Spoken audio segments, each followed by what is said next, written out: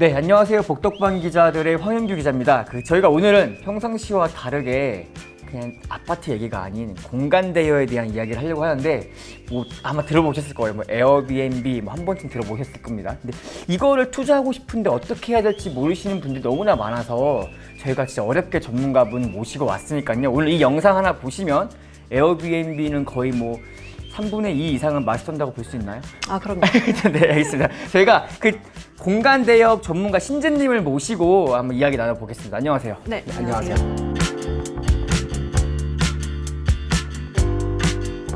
네, 신재님은 공간 대여 전문가로서 이 내 집 없이 월세 받는 쉐어하우스 에어비앤비 파티룸 재테크의 저자님이십니다. 이게 포인트가 내 집 없이가 포인트인 것 같아요. 에어비앤비나 파티룸 같은 걸로 성공했던 경험이 있으시니까 전문가가 되셨겠죠? 좀 경험 먼저 말씀을 해주실래요? 저도 사실은 직장 생활을 굉장히 오래 했고요.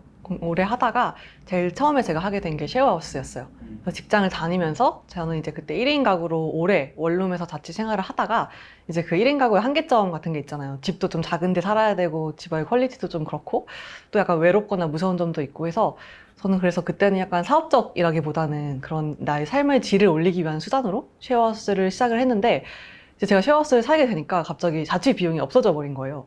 그 월세만큼 다 그걸 받았어요? 네. 룸메이트한테? 제가 이제 집을 월세로 빌려가지고 큰 집을 빌려서 저 말고 4명의 하우스메이트를 구해서 같이 살았었는데 저 말고 4명한테 받는 월세로 제가 내는 월세나 기존의 생활비 이런 게 커버가 되고 한 80만 원 정도 수익이 남더라고요. 그뿐만 아니라 저는 이제 원래 살던 전셋집이 있었는데 그 집을 이제 에어비앤비로 한번 등록을 해본 거예요.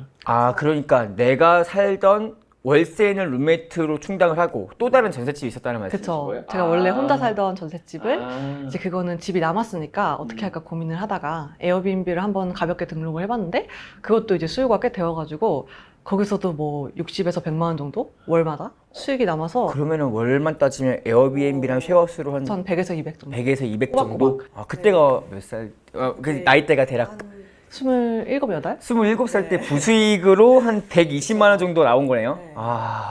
그래서 많으면 200까지도 생기니까 월급 외에 돈이 그렇게 추가적으로 생기니까 갑자기 제가 너무 여유로워지는 거예요. 그러니까 통장의 잔고가 어느 순간부터 줄어들지가 않고 계속 늘어나요. 되는 거죠. 네, 그래서 이제 돈이 굉장히 빨리 모이는구나. 왜냐면 혼자 자취를 하면은 최소 4, 50만 원 정도 나가잖아요. 근데 그 비용이 없어졌을 뿐더러 플러스가 되니까 굉장히 저한테 이제 수익이 늘어나서 제가 약간 이게 사업적으로 되는구나 이런 걸 알게 된 거죠. 그럼 그때 이후에 또 확장하신 게 그쵸. 있나요? 저는 이제 쉐어하우스 에어비앤비를 한 1년 정도 하다가 회사를 그만둬야겠다는 이제 확신이 좀 들더라고요. 이걸로 하면 내가 어쨌거나 회사 다니는 만큼 벌겠다라는 생각이 좀 들기도 해가지고 과감하게 회사를 그만두고 제가 새로 했던 게 파티룸이었어요. 파티룸. 지금 총 운영하시는 대여 공간이 몇 개 정도 되시는 거예요? 저는 지금은 쉐어하우스 1개, 쉐어하우스 그리고 한 개, 파티룸 4개를 파티룸 4개? 운영을 하고 있어요. 에어비앤비는 처분을 하신 건가요? 정리하셨고. 그러면은 어떻게 보면은 쉐어하우스, 에어비앤비, 파티룸 세 가지를 다 해보신 경험이 있으신 거죠? 네.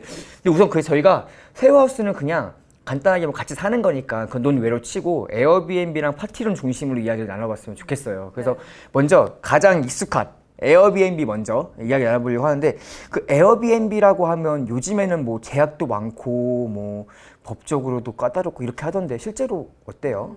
실제로 그래요. 실제로 그렇기도 하고 제가 에어비앤비를 이제 정리를 한 그런 이유도 약간 그런 한계점이 있어서 저도 지금은 정리를 한 상태인데 어떤 것들이 힘드냐면 일단 에어비앤비는 법적인 규제가 좀 많은 상태예요. 왜냐하면 에어비앤비는 어쨌거나 숙박업에 해당이 되잖아요. 그래서 저희가 사실 사업자 없이 그냥 운영을 하게 되면은 불법으로 간주가 되거든요. 그래서 도심이든 시골이든 에어비앤비를 합법적으로 하시려면 그 사업자를 내셔야 되는데 이 사업자를 받기가 굉장히 까다로워요. 그래요? 네. 조건들이 있어요? 네, 특히 이제 도시에서 운영을 하시려면 외국인 관광 도시 민박업이라는 그 사업자를 받으셔야 되는데 이게 이름부터 있듯이 외국인들을 위한 사실 숙박업이기 때문에 일반적인 숙박업이랑 이제 별개의 이제 숙박 공유업이라는 코드로 들어가 있어요. 그래서 일반 숙박업이랑 약간 차이가 있고 그래서 그 조건들을 보면은 일단은 내가 그 집에 살아야 돼요. 가장 어려운 조건인데 그래요? 공유 숙박이라는 게 내가 사는 집인데 그 집에 남는 방을 빌려주는 게 공유 숙박의 컨셉이 홈스테이 컨셉으로 가야 되는 거예요? 그래서 이름에 민박이 들어가잖아요. 민박이라는 건 주인이 있어야지 사실 민박이잖아요. 그래서 그 조건을 사실 충족하지 않으면은 다 약간 불법적이라고 볼 수도 있고 그래서 뭐 일단 그런 조건이 있기 때문에 집 자체가 너무 작으면 안 되겠죠. 그쵸. 그래서 원룸이나 오피스텔은 아예 불가해요. 아, 그래요? 네. 요즘 오피스텔도 큰 것들 많은데 그 큰 것들도 이제 네. 오피스텔 유형이면 다 불가한 거예요? 그래서 그냥 법적으로? 오피스텔은 약간 주거 시설로 약간 보기가 애매한. 그러면 뭐 빌라. 그렇죠. 뭐 다세대 다 가고 이런 주택은 가능한데, 이렇게만 근데 이제 그 안에서 사실 주인이 같이 살아야 된다. 이런 조건들이, 그렇구나. 그거 지키기가 굉장히 어렵죠. 외국인들을 위한 법이기 때문에 원래는 내국인을 받으면은 아예 불법이었어요. 네. 근데 요즘에는 이제 최근에 개정이 된 게 180일은 내국인을 받아라 라고 개정이 되었는데 되게 애매하죠. 1년에 그쵸. 반은 받아도 된다는데 사실 그걸 누가 셀 수가 있겠어요. 그렇기 때문에 약간 실효성은 없는 내용인데 그래서 굉장히 약간 논란이 많은 상태예요, 에어비앤비는. 그쵸. 이게 에어비앤비도 제 주변에 그냥 약간 용돈벌이식으로 하는 친구들이 있는데 그 친구들도 이게 좀 물론 이렇게 등록을 하고 하는 친구도 있고 미처 모르고 등록을 네. 못하고 하는 친구들도 있는 것 같아요. 네. 그래서 이거 불법인 거 아니야? 라고 물어보면 자기도 이게 불법인지 아닌지 모르는 잘 모르고 경우가 하시는 분들 많더라고요. 아. 왜냐하면 에어비앤비 사이트 자체에는 누구나 그냥 등록을 할 수는 있거든요.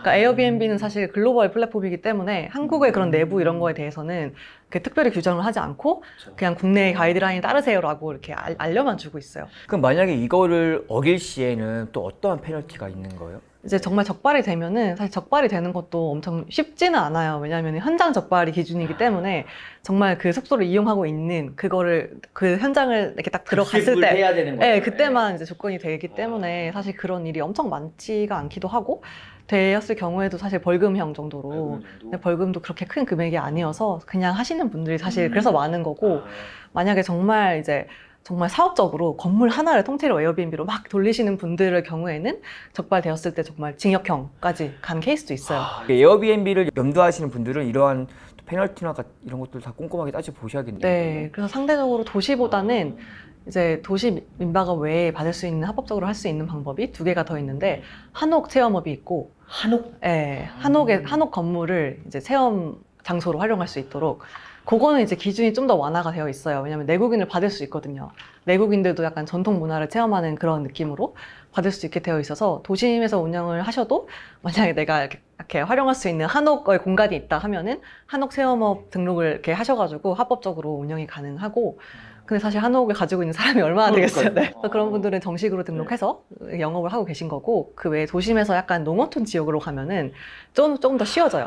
거기는 농어촌 민박업이라는 게 있는데 그거는 이제 내국인을 받을 수 있어요. 교외 농어촌 지역에 계시거나 뭐 한옥이 있으시거나 한 분들은 에어비앤비를 합법적으로 운영하시기에 좀 유리하죠. 말씀하신 대로 서울 수도권은 조금 어렵더라도 약간 지방에 사시는 분들은 네. 본인이 농어촌 지역이라면 한번 노려보실 만한 네. 사업일 수 규제가 있겠네요. 훨씬 낮기 때문에. 그러면 농어촌 지역이면 같이 안 살아도 되는 거예요? 네, 농어촌 지역도 같이 살아야 같이 돼요. 살긴 살아야 돼요? 근데 한옥은 같이 안 살아도 돼요.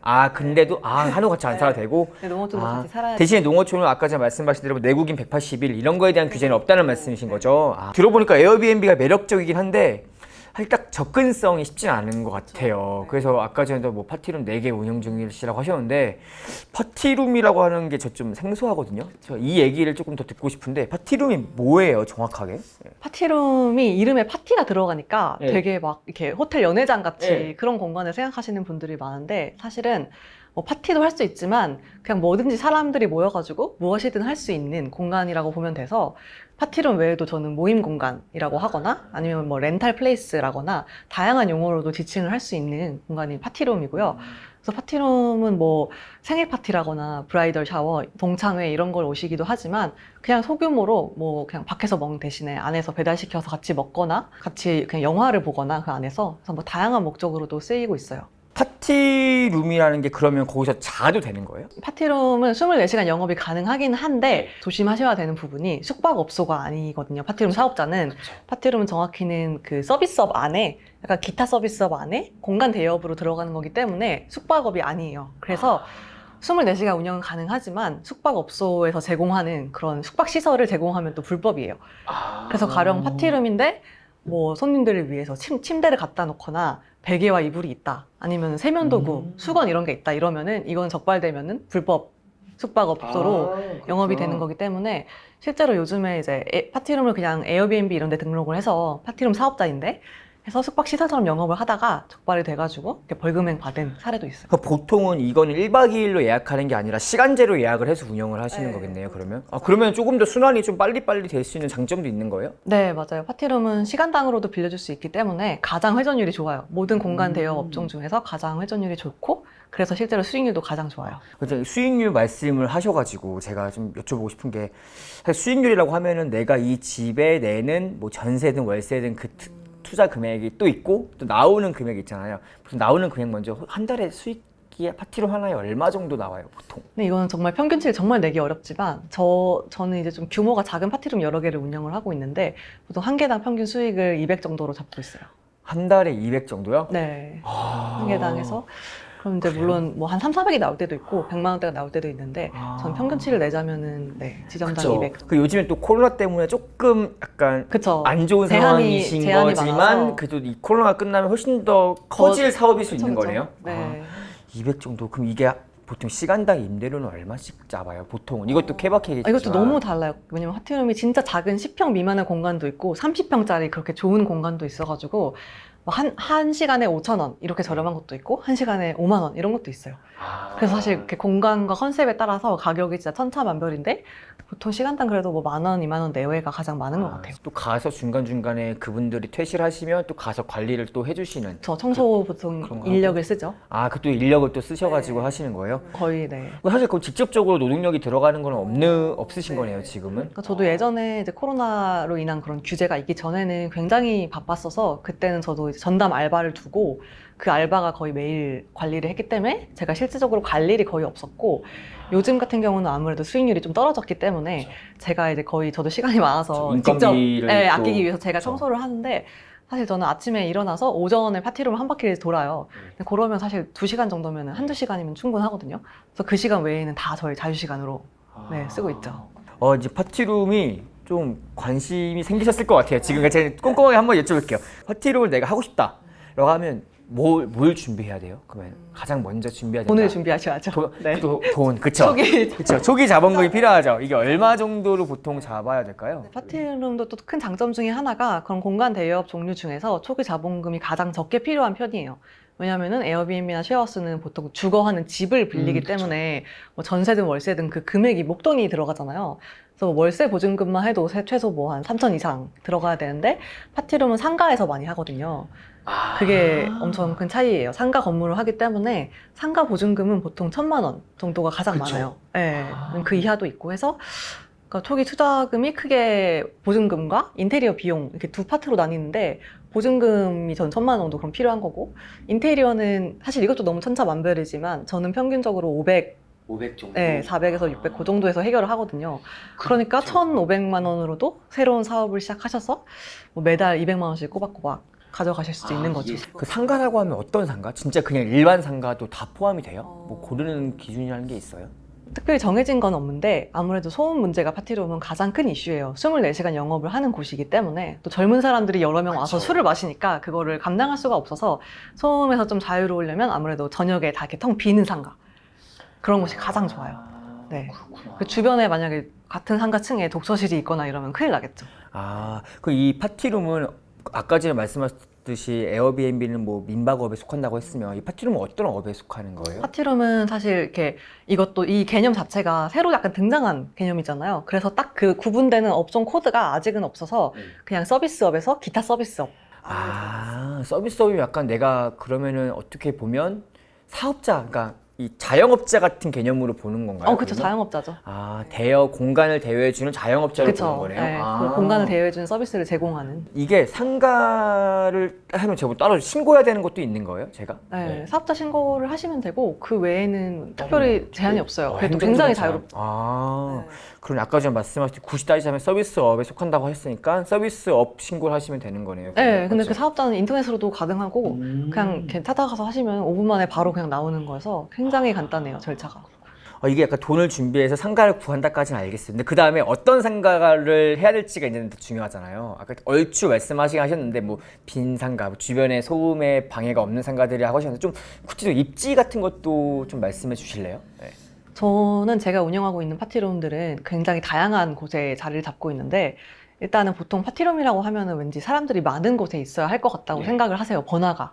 그래서 막 강남이나 홍대 한복판. 맞아. 근데 거기에 물론 가장 파티룸이 많기는 해요, 실제로. 그렇긴 한데 저는 약간 이렇게 번화가에 있는 파티룸도 있고 완전 번화가가 아닌 한적한 주택가에 있는 파티룸도 있거든요. 근데 제가 여러 개를 운영을 해봤을 때 실질적으로 어느 곳이 더 좋다라고 말하기가 애매해요. 왜냐면 둘 다 장단점이 굉장히 커서 그래서 저는 항상 그 매물을 구하실 때는 본인의 집이나 생활 반경에서 가까운 곳으로 구하는 게 최고라고 하거든요. 그러니까 집이든 회사든 그 본인이 대중교통을 타고 30분 내로 이동할 수 있는 거리. 왜냐면 어쨌거나 운영을 하게 되면은 내가 갑작스럽게 가야 될 일이 생길 수도 있어요. 그쵸. 그런 걸 위해서 그냥 가까운 게 최고고, 뭐 번화가에 있는 곳의 장점인 경우에는 당연히 수요가 많죠. 수요가 많은 그런 효과가 있는데 그만큼 매물이 비싸겠죠. 매물이 그쵸. 비싸고 이미 경쟁이 박혀질 수도 있어요. 아. 네, 이미 너무 자리 잡은 곳이 많기 때문에 그 치열한 경쟁에 내가 뛰어들어서 이렇게 살아남기가 쉽지 않을 수 있어요. 근데 반면에 약간 번화가에서 약간 밀려있는 곳 같은 경우는 수요는 상대적으로 적을 수 있는데 어차피 공간 대여업은 인터넷으로 다 홍보를 하게 되어 있어요. 그러니까 사람들이 지나가다가 들어오는 곳이 아니에요. 그렇기 때문에 인터넷으로 내가 홍보를 좀만 잘 한다면 또 그 주변에 있는 사람들이 보고 이렇게 오더라고요. 오게 되고 굉장히 저렴한 매물에 구할 수 있기 때문에 리스크가 굉장히 낮게 시작할 수 있다는 게 또 엄청 큰 장점이죠. 그래서 저는 실제적으로 운영을 해봤을 때 뭐 매출이 높아도 고정비가 높잖아요. 그래서 남는 수익은 비슷해요. 아, 그래요? 네, 그래서 저는 특별히 꼭 번화가에 무리해서 하실 필요는 없고 그냥 집 근처 가까운 곳에서, 근데 물론 주변에 사람이 사는 곳에서 하면은 또 이제 근처 주민분들이 이렇게 오세요. 단골이 생겨요. 이 주요 고객들은 누구예요? 아무래도 20대 여성분들이 아. 가장 많아요. 네. 그래서 이제 저희가 MZ 세대라고 칭하는 보통 10대 후반에서 30대 후반 이렇게 다 넓게 포함이 되긴 하는데 그 중에서도 20대 초중반 여성분들이 가장 파티룸을 많이 이용을 하시고 점점 이렇게 넓어지고 있는 것 같아요. 왜냐면 이게 오히려 코로나 때문에 파티룸이 좀 홍보 효과를 봤어요. 그러니까 물론 제한은 받고 있지만 그 전까지는 사람들이 파티룸의 존재도 모르다가 코로나로 인해서 아, 파티룸이라는 공간이 있네? 약간 이런 게 인식이 좀 넓어지고 있어서 요즘에는 그 외에 좀 이렇게 폭넓은 층의 손님들이 또 오고 있어요. 아, 그러면은 첫 번째 조건 집이랑 가까운 데를 해라. 두 번째는 그 아까 말씀하신 20대 초반들이 약간 그래도 좋아할 만한 지역적 입지면은 좋은 거겠네요. 20대 초반들 타겟을 그래서 맞춰서. 주변에 네. 만약에 그 젊은 층이 많이 사는 1인 가구가 많다거나 대학가 나머지 세 번째 또 있을까요?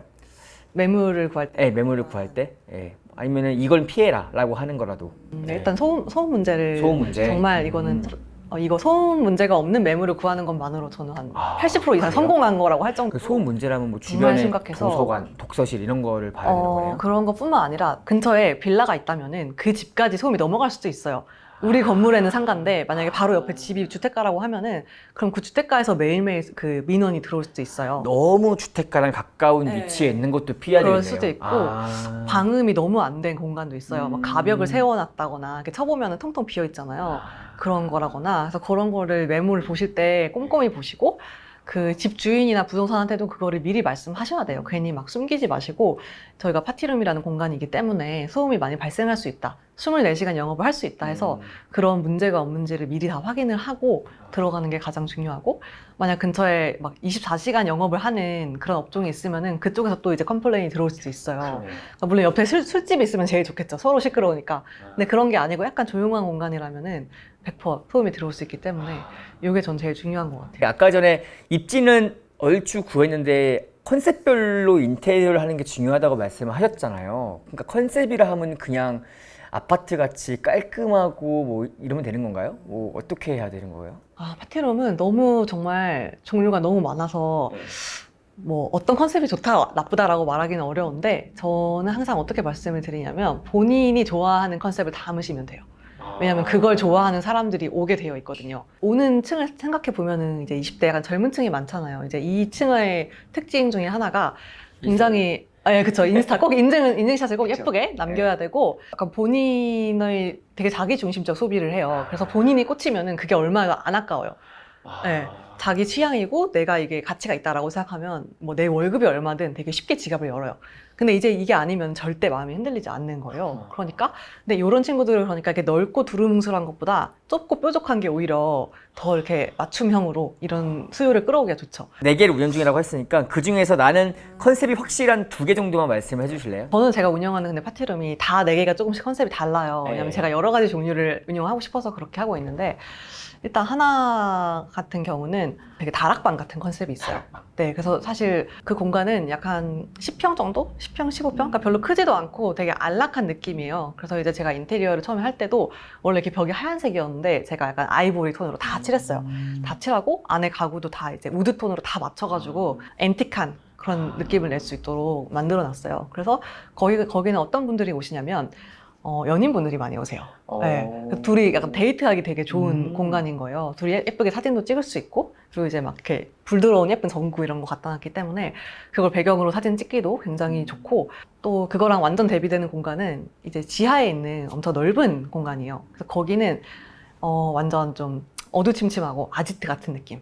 네. 그래서 이제 친구들. 예, 약간 그냥 정말 술 마시고 놀기 좋은 노래방 같이 놀 수 있는 그래서 약간 그런 뭐 미러볼이라던가 이런 거 갖다 놓고 뭐 거기는 게임이 많아요. 당구대, 다트. 아 진짜요? 예. 그리고 축구 테이블 이런 거 있잖아요. 그래서 남자애들이 좋아할 만한 맞아요. 컨셉이네요. 그래서 거기는 그러니까 파티룸 수요가 사실 여자분들이 훨씬 많은데 남자분들은 거기를 고집하세요.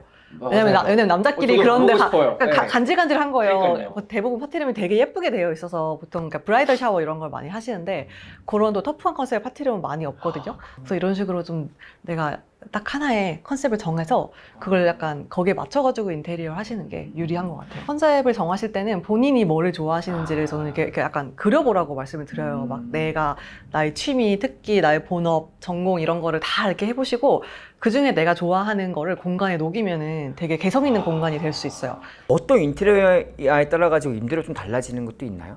제가 받을 수 있는 네. 달라질 수 있죠. 그러니까 인테리어에 사실 돈을 내가 좀 더 투자를 해서 좀 더 고급스러운 것들을 쓰고 했으면은 아무래도 전반적인 분위기가 고급스러워지기 때문에 그만큼 돈을 좀 더 받으실 수도 있고 이런 게 있겠죠. 그것도 한번 잘 따져봐야겠네요. 어떤 게 더 유리할지. 근데 저는 것들을. 초기에는 너무 욕심내지 않으시는 게 좋은 것 같아요. 일단 테스트를 해보고 좋으면은 업그레이드를 하는 편이 낫거든요. 그래서 처음에는 약간 최소 자본으로 약간 9색 정도 맞춰 놓으시고 하면서 이게 좀 잘 된다 하면서 방향을 이렇게 약간 수정해 나갈 수 있는 여지를 두고 하시는 게 좋은 것 같아요. 이것도 되게 좋은 팁이신 것 같아요. 왜냐면 처음에 또 사업하시는 분들이 되게 오히려 사업을 처음 시작하면 욕심이 많아서 맞아요. 너무 진짜 완벽하게 이쁜 아이템 갖다 놓고 막 그렇게 하고 싶어 하시는 분들 많잖아요. 그러니까 막 무리해서 돈을 투자하지 않으셨으면 좋겠어요. 분실이나 이러한 사고들은 별로 없나요? 어때요? 또 애로사항 같은 것도 말씀해 주실래요? 네. 파티룸이 안에 CCTV가 있는 파티룸도 있고 없는 파티룸도 있어요. 근데 파티룸은 숙박 시설이 아니기 때문에 CCTV 다루셔도 되는데 당연히 미리 이렇게 고지를 해놓으셔야 돼요. 근데 저는 사실 CCTV를 안 쓰고 있어요.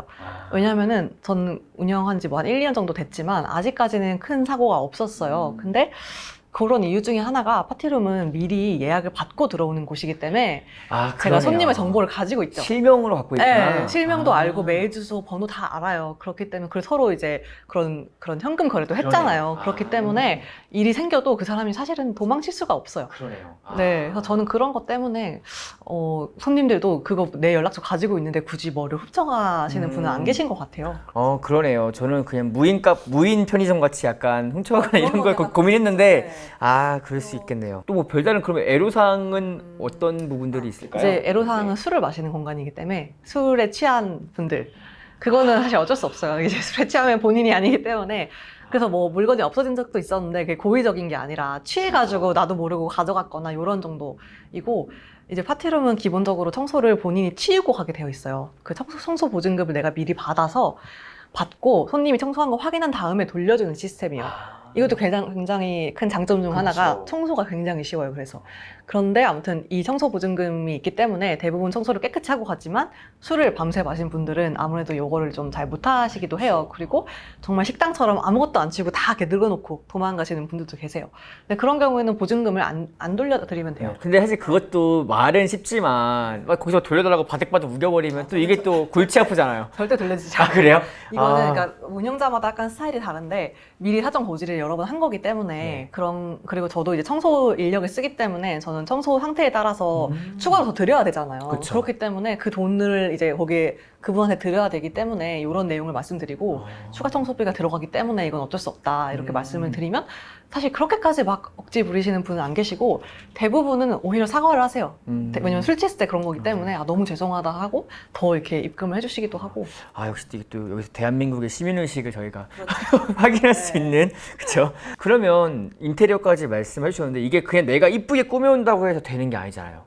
이거 어떻게 뭐 홍보를 할 수 있는 뭐 플랫폼이나 이런 게 있어요? 파티룸은? 파티룸은 가장 큰 플랫폼이 이제 스페이스 클라우드라는 플랫폼이 있어요. 그래서 국내에서 공간 대여 플랫폼 중에서는 가장 활성화가 되어 있는 곳이어서 파티룸을 운영을 하시면 여기에 무조건 등록을 해 놓으셔야 되는데 이제 그것도 사실 엄청 유명한 플랫폼은 아니에요. 아마 처음 들어보신 분들이 더 많으실 거예요. 네. 근데 이제 아는 사람들은 되게 열심히 쓰는데 아직 대중화가 된 플랫폼은 아니기 때문에 뭐 블로그를 운영을 하신다거나 특히 SNS, 인스타그램 이런 거를 운영을 같이 하시면서 추가적으로 홍보를 하시면은 그만큼 더 예약이 들어오죠.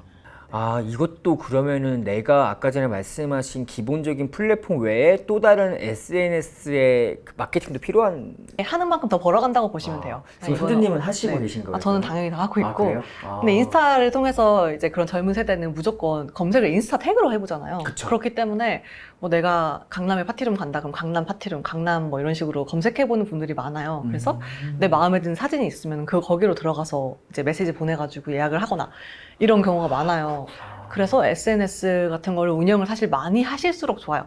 그건 정말 제가 하는 만큼 돌아오는 되게 정직한 수단인 것 같고 또 한 군데 많이 그 문의가 오는 곳이 지도 어플. 네이버? 네, 네이버 지도.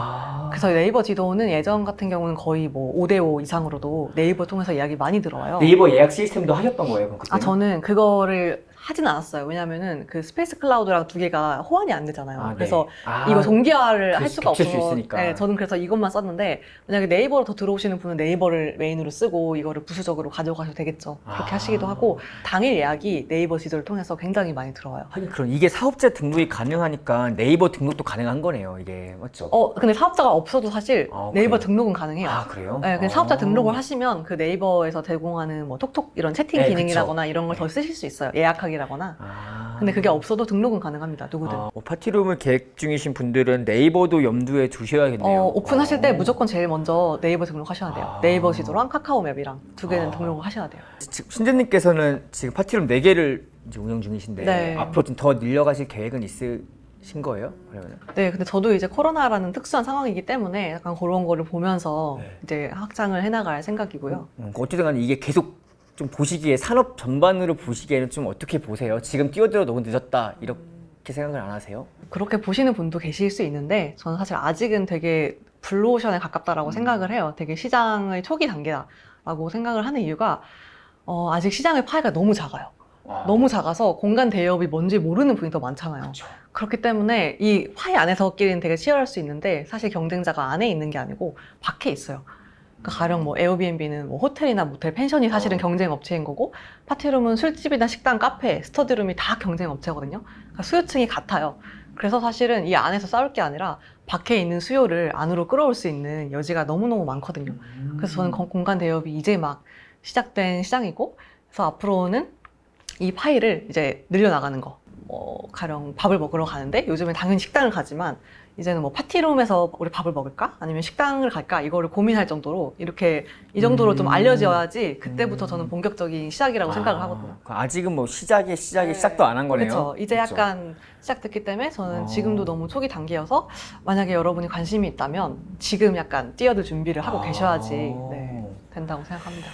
이게 또 지금 이거 보시면서도 약간 긴가민가 해야 말까 하시는 이 시점에 시작을 하면 좋겠다 이런 거네요. 사실 모셨던 이유 중에 하나가 이 내 집 없이라고 하는 거에 되게 매력을 느꼈거든요. 왜냐면은 젊은 세대들이 지금 사실 내 집 마련에 너무 불안감을 느끼고 또 어려움에 봉착해 있는 상황에서 내가 어떻게 하면 CD를 모을 수 있을까를 고민하잖아요. 근데 아까 전에 말씀하셨듯이 파티룸 하나에 뭐 한 200 정도의 수익을 낼 수 있다라고 한다면 거의 이거만큼의 부수입이 없을 것 같아요. 또 모아서 이제는 내 집 있는 상태에서 쉐어하우스까지 할 수 있는 파티룸까지 할 수 있는 상황이 올 것 같은데 거의 뭐 쉐어하우스, 에어비앤비, 파티룸까지 거의 뭐 공간 대여업의 전반을 말씀해 주셔가지고 저희도 너무나 뜻깊었고요. 이제 여기 저희 복덕방 기자들 보시는 시청자분들도 아마 모르신다면 이 내 집 없이 월세 받는 쉐어하우스 에어비앤비 파티룸 재테크 이거 다시 한번 꼼꼼히 읽어보시면 아마 좋을 것 같고 또 혹여나 이거 읽어도 모르겠다라고 하신다면 네이버에 이런 게 신제 검색하시면 아마 강의도 있으시다고 하니까 그것도 한번 관심 있게 지켜봐 주시면 너도 나도 돈을 벌 수 있는 파티룸을 할 수 있을 것 같습니다. 또 이렇게 시간 내주셔서 정말 감사하고요. 여기서 인사드리겠습니다. 네, 감사합니다. 감사합니다.